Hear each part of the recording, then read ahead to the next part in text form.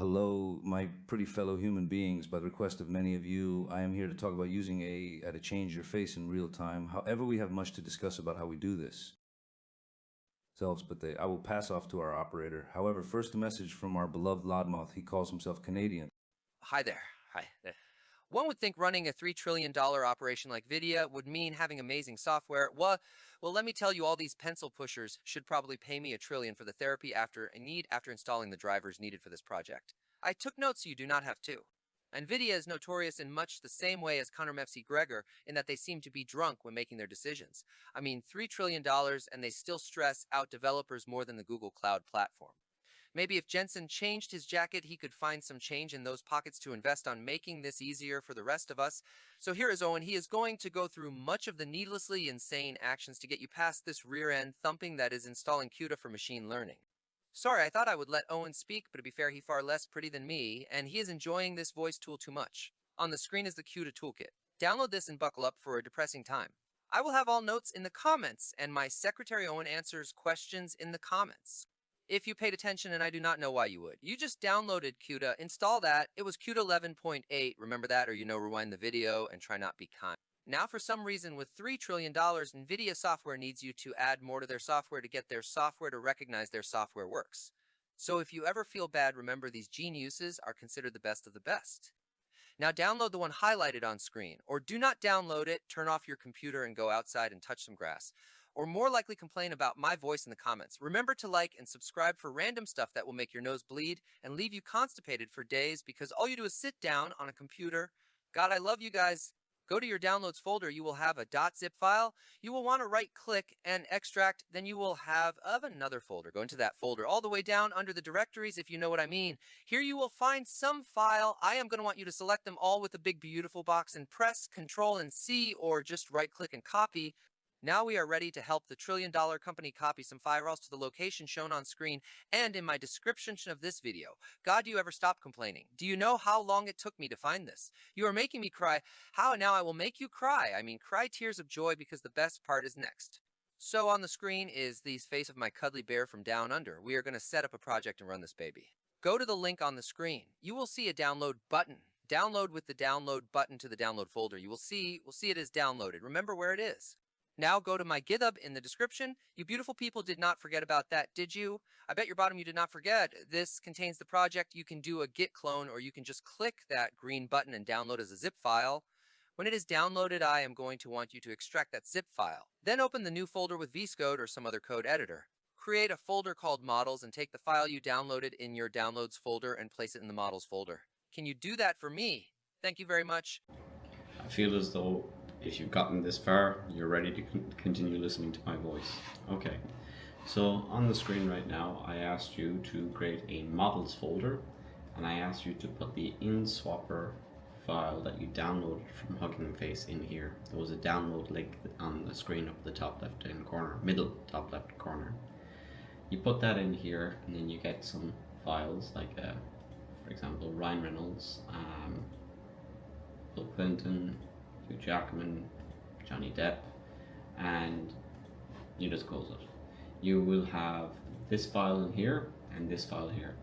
This file here is supposed to run a bit smoother because it's not covering the face or the lips precisely.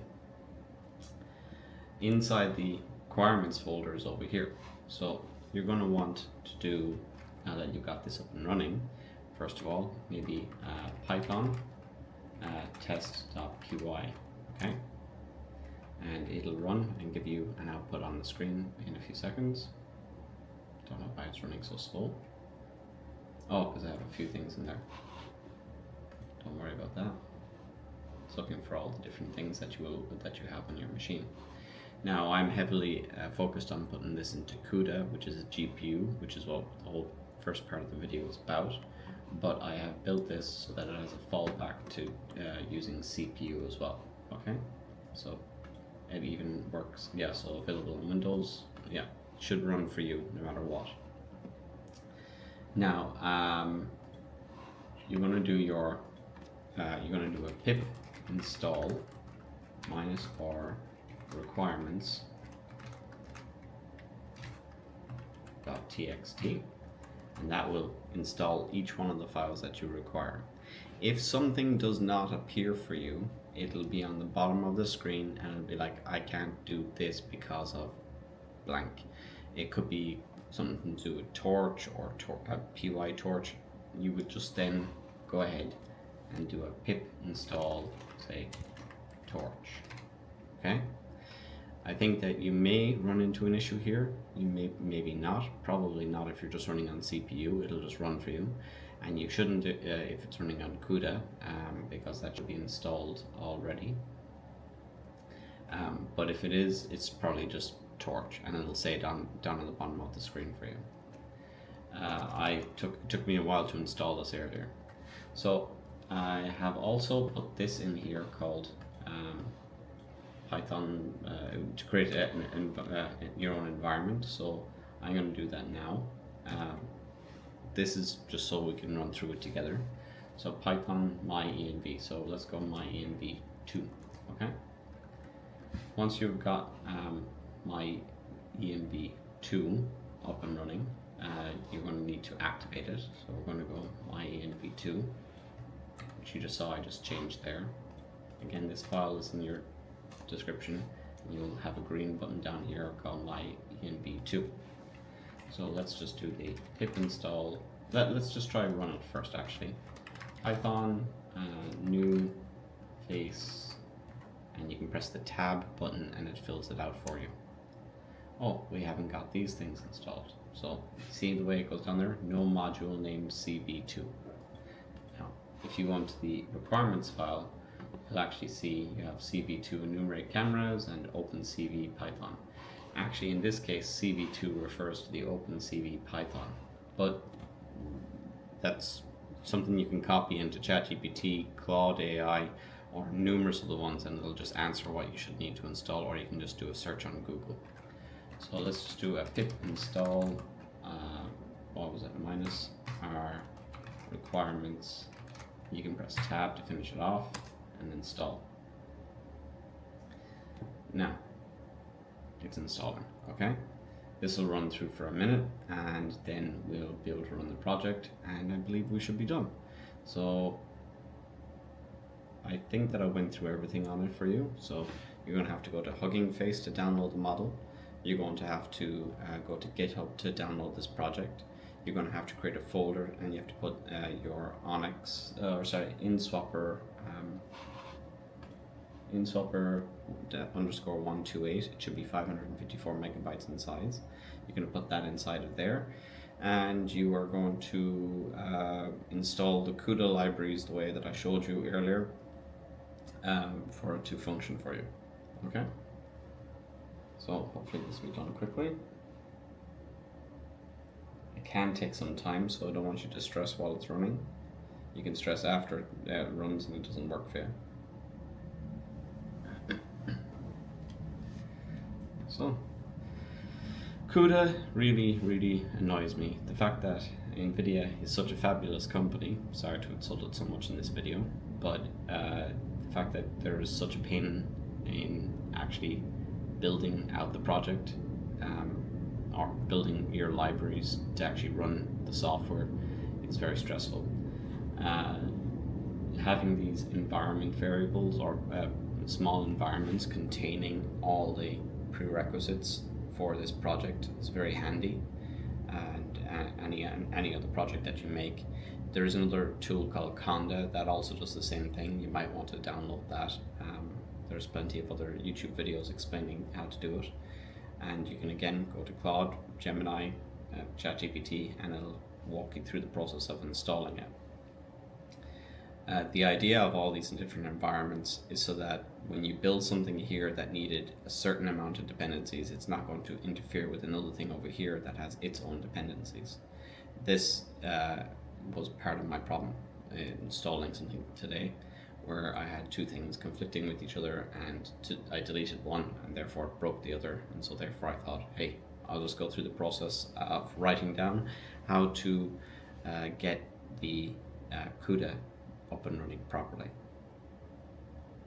Yeah, this can take a little while, as you can see. So yeah, how's your day? How are you doing? I hope you're well. can be very time consuming doing these kinds of things, and the code can almost come separate to the setup, which is the hardest thing to do sometimes. And yeah, I like this project. I made the voice using another free tool called F5-TTS. I hope Ryan Reynolds and Johnny Depp don't mind that I borrowed it to help gather some attention towards building this. It's for a good cause. I hope. Is it? I don't know. I hope so. Anyway, the education is good cause, right? Setting this up with the voice stuff, I would like to do it so that it runs as I'm talking, so it converts it over. Maybe there's a delay in the video so that the audio comes in afterwards. I think there will be tools like that within the next few months. So having a powerful GPU system is going to be quite useful. Speaking of which, the new NVIDIA supercomputer that you can buy on your desk is going to have the capability of hosting a 200 billion parameter model, I believe, and it'll cost about $3,000 US. So I would like to get that, but I don't know if I'm going to fork out as much money as almost 2/3 of my PC for a box that just runs beside my PC. So I'm really tempted. There's also the Jetson Orin Nano, which is a very powerful small little device. I see it as like the upgraded Arduino, where it can be run by itself, and I know that that one's going to be hard to get for a long time to come. But that one can run small large language models, and well, it can run small large language models and on a small device that is mobile, or that you can make mobile, while also hosting a Linux operating system, among other things. And you can hook up something like YOLO or from You Only Look Once, and I do that from Ultralytics, which allows it to, basically be able to see or recognize things. And there's quite a few other models from Meta that are coming out at the moment that are very capable of distinguishing distance and other things. But the number one model that is of interest to me is the Cosmos video that has been, our Cosmos model that was released by NVIDIA a few days ago, and I have had trouble setting that up, but I'm going to reattempt to do that in the next few days, possibly again on the weekend. But it'll also be coming out on Comfy UI at some point. And Cosmos has the advantage of being, first of all, trained on 21 million hours of video, which is apparently, if you were to watch video constantly from the year 2000 up until today, that'd be about 21 million hours. I haven't checked the math on that, but that's what they say. So the NVIDIA Cosmos is also, you can use a tokenizer on it, apparently, that allows you to give it a video and for it to understand the video properly. So if it understands the video properly and it can create video properly, you can get video that looks like, let's say, this, and then right now it turns into AI, and it continues on from this point, and you wouldn't even distinguish the difference between the two different things.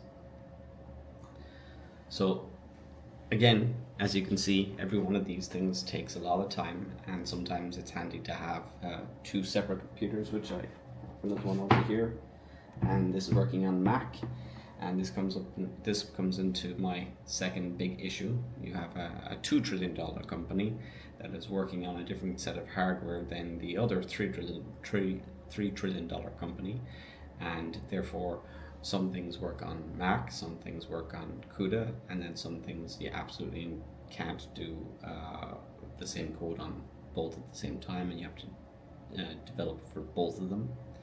And yeah, it's a bit of a pain in the ass.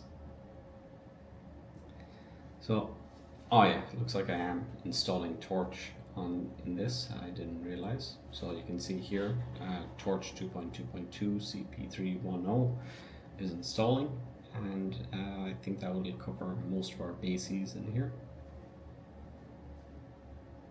So sorry, I've been working on this for the last couple of hours. I hope that the video is helpful and that you're not stuck, and you will see.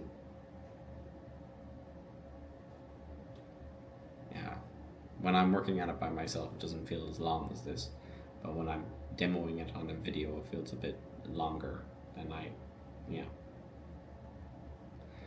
I haven't thought about doing live streaming, and I think it's mostly because I don't know what to say to myself because I'm looking at myself, but I know it's going to a larger audience out there, and I would love to give it a go because it's apparently very useful, and I'm okay with talking in front of a crowd. It's just talking to myself that's the problem.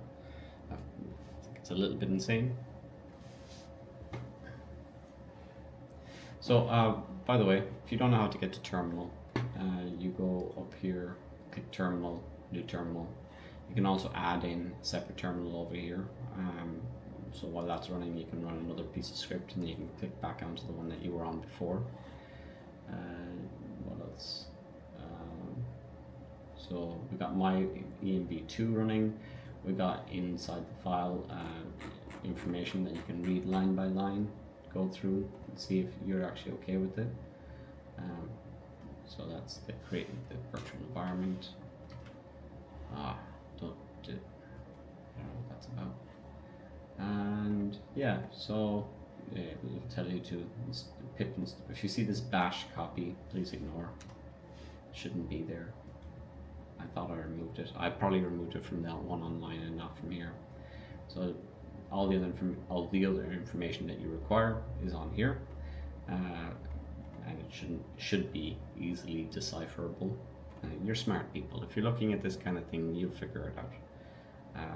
It does take a bit of work, and I know that some people were asking in the comments to do it for the layman, but I'm the layman too. Honestly, in this kind of AI world right now, you have to be a jack of all trades in order to find out which field is actually survivable, I guess, for the work environment. So that's done, but it's thinking whether or not it should allow us to exist, or the code to exist afterwards. I had a bit of a problem earlier installing this Insight one. Okay, so access is denied. Maybe it runs, maybe it doesn't. Can't remember how to fix this part. So let's give it a go. Yeah, no module Onyx runtime, that's okay. So pip install Onyx runtime, and I think it's -GPU for me.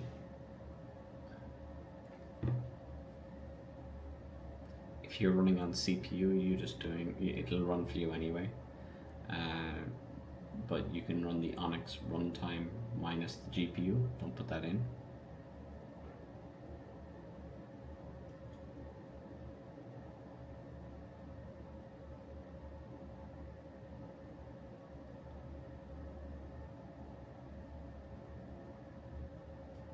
Now, let's try again. I think it'll work. Insight. I swear to Jeebus, this stuff is quite frustrating. Pip install Insight. Now I'm going to do what I did earlier, and I'm going to copy it over to my project folder, or to my CUDA or Anthropic Claude, and verify again. So Control C, Control V, ask it what's wrong, and it should give me a reason why now in a second. Okay, so I might run as administrator, and I should probably install these other things. So I'll try to put these into the requirements so that you don't have to worry about it. So what you will have will be different than what's here.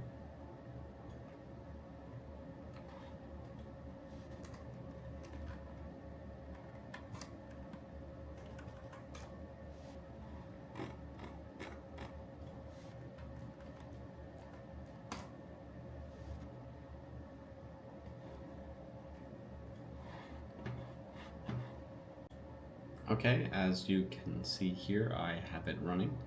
I will just close this again. So what I did was a couple of things, and you might have to troubleshoot your own. First thing you do is do python -m pip install upgrade pip, okay? The requirements file is set up correctly now, so I'll upload that one to the GitHub so that you can see it. I had an issue with conflicting. NumPy was too high and it interfered with one of these other ones and down here, and same with Insight. So after I did that, I went and I installed these, and then I had to install NumPy, then I uninstalled Albumations, and then I uninstalled InsightFace, then I installed Python again, and then I installed Albumations, and then I installed Insight again, and then I ran my script. So now we'll run it without the mouth. So no, not mouth one, and it'll take a few seconds to load. And when it loads, we should see it up on the screen, I think. Or I might have to click on it, I'm not too sure. And we'll look at my mouth. Okay. Oh, this time I'm Hugh Jackman, sorry. So I have a little bit more control of my mouth. Okay. So that is the video. I am sorry if it is a bit confusing, but none of this stuff is extremely easy, and in fact it's quite frustrating. So best of luck to you, and I hope that this works.